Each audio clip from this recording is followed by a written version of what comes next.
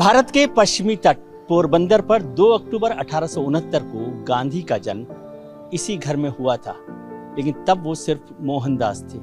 मोहनदास करमचंद गांधी के लिए याद में बना ये कीर्ति मंदिर, उसका जो शिखर है उसकी ऊंचाई है 79 फीट यानी 79 फीट, यानी गांधी की उम्र के बराबर। गांधी की उम्र के बराबर उसकी शिखर की ऊंचाई करना तो आसान काम है, गांधी के रास्ते पर चलकर उस ऊंचाई को हासिल करना बहुत मुश्किल।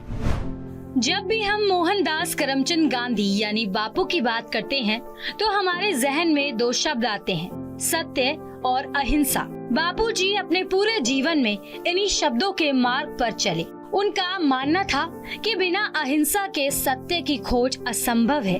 अहिंसा बस ज्योति है जिससे मैं सत्य से मिल पाता हूँ। अहिंसा यदि साधना है तो सत्य साध्य है। वे इन दोनों को एक ही सिक्के के 2 पहलू मानते थे, लेकिन आज लोगों की जिंदगी में इन शब्दों के असल मायने क्या हैं? आइए जानते हैं। My name is Praveen Rathod. Praveen जी, कहाँ से आप आए? I am coming from Ahmedabad. Ahmedabad से यहाँ पोरबंदर आए हैं गांधी के जन्म स्थान पर हाँ। के लिए।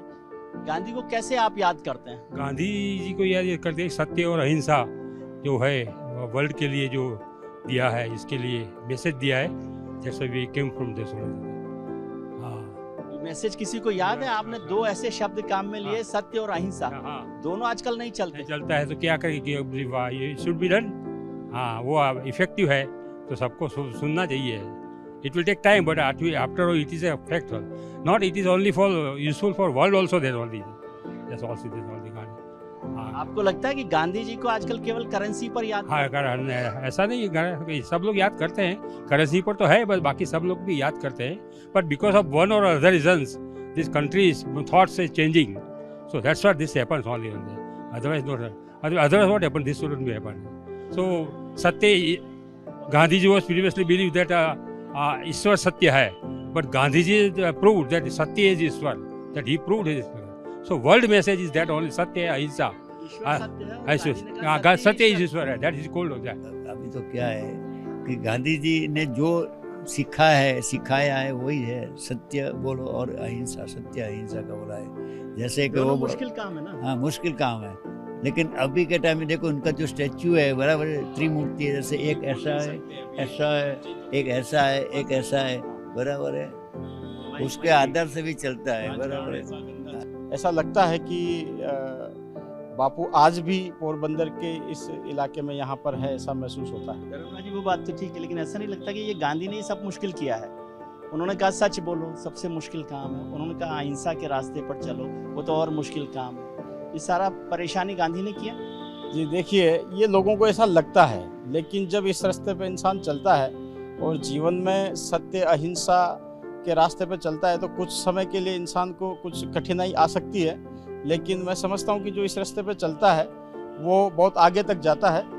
और जो इस समय जिस तरह से हिंसा, नफरत का जो वातावरण पूरे देश नहीं बल्कि पूरे विश्व में बना हुआ है, तो सत्य और अहिंसा ही है जिससे प्रेम और भाईचारे का संदेश गांधी जी ने दिया। बिल्कुल मैं सच बोलता कोई दिक्कत नहीं होती सच बोलने में? नहीं, अगर कोई दिक्कत आती भी है तो आगे जाके फिर वो अच्छा लगता है। अच्छा लगता है। फिर राजकोट, पोरबंदर, गुजरात का तो गांधी से बहुत रिश्ता है। गांधी को कैसे याद करें? महात्मा क्या चीज पर चलना चाहते हैं? अहिंसा।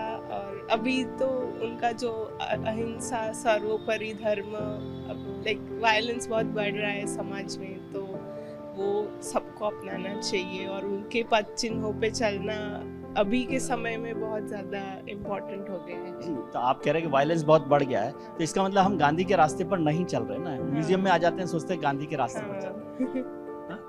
यहाँ 2 शब्द लिखे हुए हैं, सत्य और अहिंसा। आप किस रास्ते पर चलना चाहते हैं?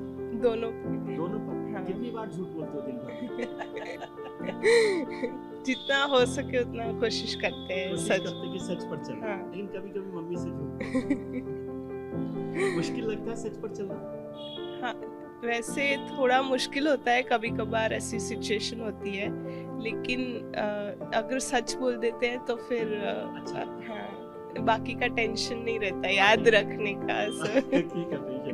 गांधी के 2 शब्द है, सत्य और अहिंसा, ट्रुथ और नॉन वायलेंस। आप कैसे समझते हो इन शब्द? ट्रूथ आजकल चलता है? ट्रूथ ट्रूथ तो आजकल बहुत बहुत बहुत कम चलता है। नॉन वायलेंस तो कोई करता ही नहीं। हमें चाहिए वायलेंस जितना कम हो सकता है, पॉलिटिकल एंगल हो या और भी सोशल एंगल हो, जितना भी एंगल कम हो सकता है, हमें अपने आप को शांति देना चाहिए। इंसान में इंसानियत होना चाहिए। इंसानियत अगर ना हो ना तो कोई भी अच्छा नहीं रहेगा।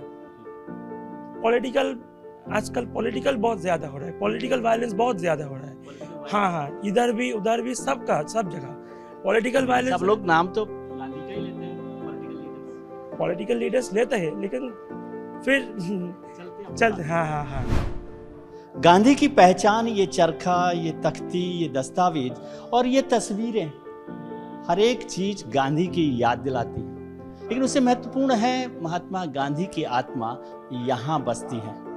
महात्मा गांधी की आस्था और जो विश्वास है उसको आगे बढ़ाने के लिए, उसकी आत्मा को हम सब में सरोबार करने के लिए जरूरी है कि हम सिर्फ इस म्यूजियम में ना आए, उसके रास्ते पर भी चलने की कोशिश करें। अपनी पूरी जिंदगी धार्मिक विचारों और अहिंसा के मार्ग पर चलने वाले मोहनदास करमचंद गांधी के महात्मा गांधी बनने का सफर बहुत लंबा है और इसके पीछे का इतिहास बस इतना है कि कैसे सत्य और अहिंसा के रास्ते पर चलकर देश को आजादी दिलाई। कभी अपने उसूलों के खिलाफ नहीं गए और दुनिया के लिए एक ऐसा पथ तैयार किया जिस पर चलना तो कठिन है, लेकिन अगर आप चलें तो आपकी विजय तय है। और वो रास्ता है सत्य और अहिंसा का।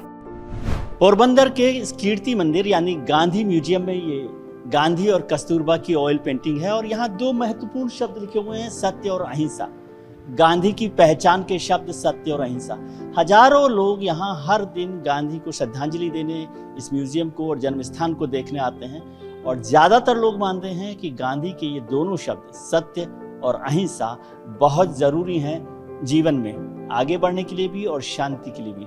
लेकिन उनमें से ज्यादातर लोग मानते हैं कि इन दोनों रास्तों पर चलना बहुत मुश्किल काम है। आप समझ सकते हैं कि मोहनदास क्यों महात्मा बना।